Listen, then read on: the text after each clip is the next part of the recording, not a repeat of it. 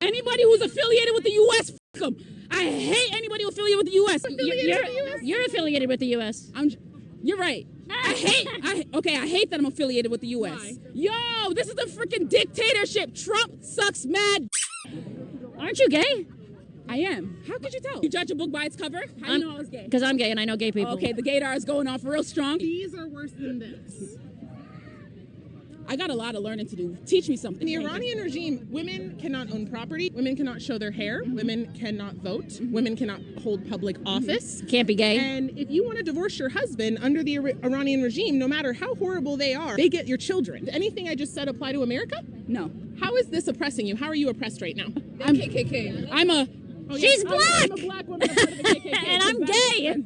I'm a gay black woman in America. Gay, black, and a woman. What can you not do that other people can? What can I not Legally. do? What can I not do that other people can legally? Is this? It's okay to admit that you don't know if there's nothing. I don't know. Because there is nothing. And let me tell you, as a gay woman, a lot of us have been brainwashed to believe that we are oppressed, right? We can get married, we can have kids, we can hold a job. There's nothing a gay woman can do that a straight woman can. Nothing. What's your outreach? Like, what are you guys trying to do? Like, So exactly what we just did is Like have a a teaching. conversation. We want to make sure that people like you are not believing that they're So oppressed, because 60 that million. actually keeps you down. What's going on, everyone's Hustle King here today. When I saw that video, I just started dying laughing, man. Like, it's so crazy when people want to believe that they're a victim so bad. And I just think it's true for the liberal ideology for them to believe that they're always a victim. Because if you're not oppressed, then the country is not as bad as, Democrats make it out to be, right? Oh, Trump, this is a dictatorship. I said, really? Like, this is the No Kings protest all over again. Right? You have this perception that somehow Trump is a dictator, but everything Trump does is opposite of what a dictator should respond with if they truly was a dictator. Now, this is my saying. Like, this smear campaign that the liberals try to do and push, it's so funny, right? Anyone who affiliated with the U.S., FAFO, liberal quickly awakened to how she's not oppressed as an American. And I think that catches a lot of people. It's like, what rights does other people have that you don't have? I'll wait. And this is something very common. I think the victimhood is very strong with women in general, because I think a lot of times in these liberal institutions like college, they indoctrinate women to always see themselves as a victim, as being oppressed. They create their terms like microaggressions, and they condition Black people and minority groups to think this way too, that any slight perceive it as somehow some type of prejudice or injustice against them, right? And I think this kind of mentality is one of the things that Democrats use to manipulate a lot of Democratic voters. And this is why I said Democratic voters, their empathy and their emotions are used against them to manipulate them. And this is one of the reasons why I think, the stereotypes is that Republicans are heartless and Democrats are just care so much that they're bleeding out of their heart for her. But a part of me just think that it's also a form of naivety to just sit here and believe that you're somehow oppressed. You're complaining about a country, but you never experience how life is outside the country, right? And this is one of the things that always catch me with, Black America when they hear complaining about slavery, systematic racism, is that when you're like, okay, show me how the system is stopping you. They can't show you. All they show you is how ill prepared they were for the challenges of life and society. Oh, Black people disproportionately fail math. Does that make math racist, or does it highlight that a lot of Black kids are not prepared for the level of math at grade level? Okay. And when you look at stats, when you look at behavioral studies, hey, what are percentages of Black parents that read to their children? Because reading to their children is a good, there's a correlation that those kids tend to do well academically. How many Black parents do those actions? Not many. Or they not at the same rate as white and Asian students, right? How about investing in your kids' education? Whites and Asian parents are more willing to invest monetarily to their kids' education. The Black parents, this is just in general, are more willing to spend money on sports than spend money on tutoring and academics. Maybe it changed with my generation. I'm a millennial. Maybe it changed with our generation. But the ongoing pattern is that Asians and whites will spend more money on their kids' education compared to Blacks and Hispanics. This is why when you talk about defunding the Department of Education, Democrats push it on how it's going to affect white, black, and minority students, right? But those public school systems, black and minority students do worse in public school compared to charter school and private school, right? And then I'm gonna get the volume argument, and I get all that, but end of the day, kids from the same area, if one kid goes to from the hood, if one kid goes to charter school versus the same kid from the same hood go to public school, the kid who went to charter school tends to have a better educational outcome. I'm just saying. But I digress. I want to play a clip here highlighting how a lot of people don't know what true like oppression is, right? And this is why you read history, because you read history to learn and get a sense and appreciation for how bad things can really be.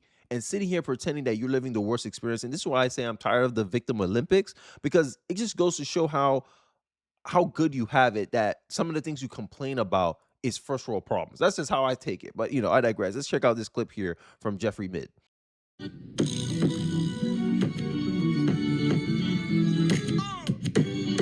So if you couldn't see this, it says, imagine being a modern day slave in Libya and hearing that there are Americans who sit around in AC all day watching Netflix and complaining about how oppressed they are. And yes, if you didn't know, there are still slaves in Libya today. If you don't believe me, take some time, go look it up. But it's based off human trafficking and exploitation. They essentially capture people that are trying to migrate to Europe or other places, and they force them into slavery. But here's what's so crazy about this post, because again, think about that. There are people who are literal slaves today in Africa, and you have black people who get more help in America compared to any other black people on the face of the planet. There's more opportunity in America than any other place on the planet. There's more opportunity to get in shape. There's more opportunity to become smarter. There's more opportunity to make money. There's more opportunity to get wealthy. There's more opportunity to become rich. More opportunity than anywhere on the planet.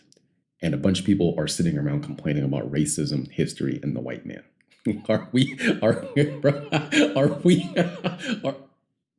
be nice. Are we serious? That couldn't be me.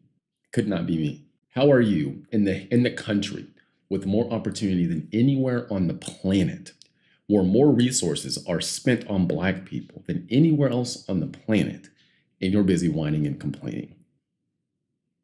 You see, now you heard that. And another statistic that I think will throw off a lot of black people in America that complains about how oppressed they are here in this country is that you being black in America makes you one of the richest black people in the world. You're the top 1% of black people in the world, no matter your social status, no matter if you're poor, rich, whatever, right? I always joke around on this channel. Maybe if you guys are new, you never heard me make this saying, but there's a clip out there of an African kid said he wants to go to America because even their poor people are fat. Make it make sense. Poverty in America is different than poverty in Africa or any of these other African countries. This is the problem that I think like a lot of people, when you compare your country to perfection, it always falls short. And I think this is what a lot of these people who hate America, or this is what leftists do. Because when you tell leftists, oh, give me a better alternative, they'll say Norway. Okay, why you don't go to Norway? Oh, Norway won't accept me. Oh, I wonder why. Right. But then if us Americans say, hey, we want our borders closed, we don't want illegals to be able to take from our social welfare programs because it's going to drain the system, right? Norway has a smaller population, therefore their resources are more adequately able to do those social programs, right? They have a more homogenous culture, which makes it easier for people to sacrifice for the good of the collective, right? This is something these leftists don't tell you about, because I like to focus on practicality, right? Is it practical to sit in a country that you are supposedly have allegiance to and complain and whine about it when you have better outcomes here than other countries? Make it make sense. That's why they never leave here. They complain about here, but they don't never leave here. America is so great that even their own haters don't want to leave the country. That's how good it is here in America. That black people who complain about how racist America is don't want to leave it. And when they do, they find worse discrimination outside of America than in it.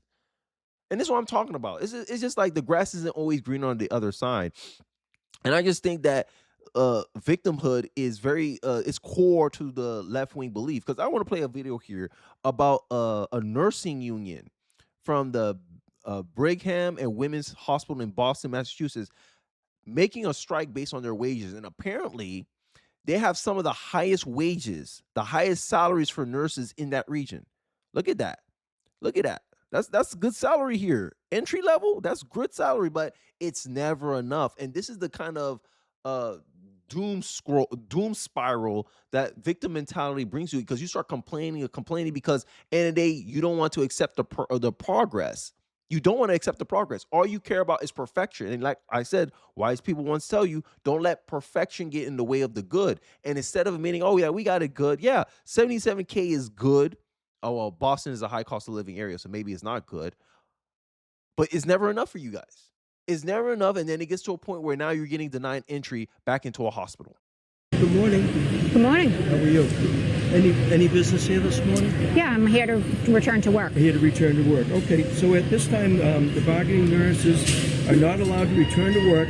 It's 6:59. Our strike is over. We'd like to return to work and take care of our patients. Right, like I said, the hospital stated on Monday what their position is, so we're locked down. Okay. Again, what about the patients? We want to take care of our patients. Let us return to work. I'm afraid there's no more comment. Okay. Let us in. I can't do that. You can't. Let us in. You know they can't. Let us in. Let us in. Let us in.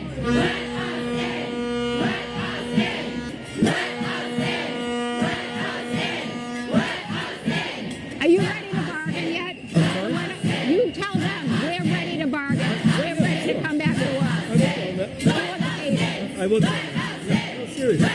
This is why the victim mentality doesn't help you. Like, embrace personal responsibility. One reason why I say that is that's you can only control what you can control, right? And this is the problem with these labor unions, right? They sit here, and you saw how entitled the lady is. Let us in. I'm like, it's not your establishment. It's not your hospital, right? You're not an owner. You don't own anything there. You're providing a service. Hey, my time for your money, right? I have these set of skills that can help you in this hospital. Pay me a certain salary. I agree to work here. And this is why I say labor unions, they got a conflicting interest as an individual. Because if I was part of the labor union, I wouldn't want to be a part. I'll pay whatever and not to be associated with them, because I feel like I can better argue for myself than some collective can. Because in the warmth of collectivism, you're truly trying to protect the worst, because you're better to them by comparison, and you're paying everyone the same, right? Like, what if I was an outstanding nurse, but because of seniority, I won't get paid? So I could be an entry-level nurse that's performing better than a 5-year nurse, but we all have this collectivist, like, no. And this is what I'm saying. This is the ceiling. And then they keep saying, okay, let's demand more, let's demand more, let's demand more. And then eventually the hospital's locking you out and said, nah, we don't need you anymore. Right? We got the other nurses covering you guys. Bye-bye. Like, we don't need this headache right now. Oh, we're ready to bargain now. Bargaining is a two-way street. You can't bargain with someone who don't want to bargain with you anymore. It's crazy. It's the crazy, like, the level of entitlement that labor unions incentivize and breed in a collective. Because at the end of the day, it has to be mutual benefit. That's what capitalists understand. That's what capitalism understand. That is mutual benefit. Like, no one does something for nothing. And essentially, these workers, as much as important as they are, they're weaponizing and abusing their necessity for their own personal gain. And then when the hospital don't want to play along anymore, they're here crying to go back to their job. Oh, we want to return to our patients. Oh, well, you should have thought about that before you did the bargaining, before you did the protest, before you did the walkouts. Now the hospital don't need you because you showed the hospital that they can't rely on you. Imagine you're a nurse in a hospital where someone's life is hanging at the balance. And now the other nurses have to take up your shift because you wanted more money.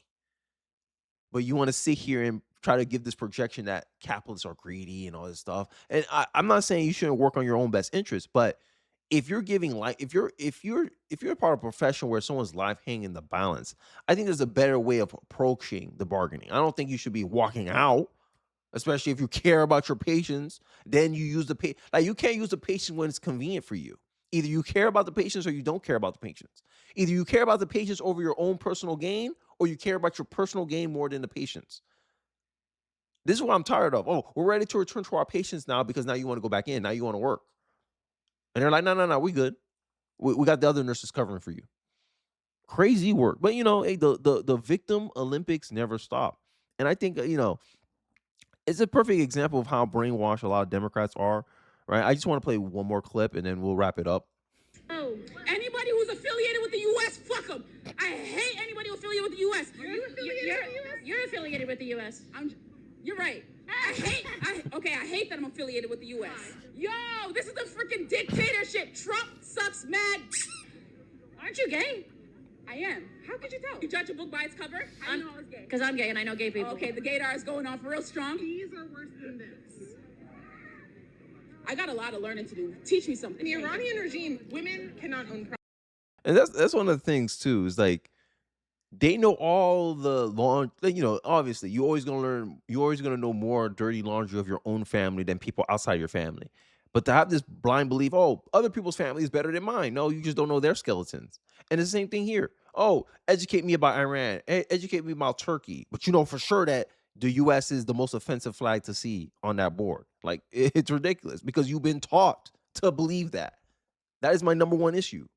That the leftists are taught to hate this country, denigrate this country, and think that socialism is better. But then when you point out to countries that actually implement socialists, who have socialists running the country, like Venezuela, Cuba, right, and they became a communist country, they'll say, no, that's not real socialism. Norway is real socialism, but Norway considers itself a capitalist country. Like, make it make sense. It just has more social programs, a higher social safety net. And I believe one of the reasons for that is because of the fact that they're a homogenous culture, that 95% of the country is one ancestry, one racial group, one ethnic group. That's why they're more permissible for social programs. While over here, we're a melting pot. We're a multiracial republic.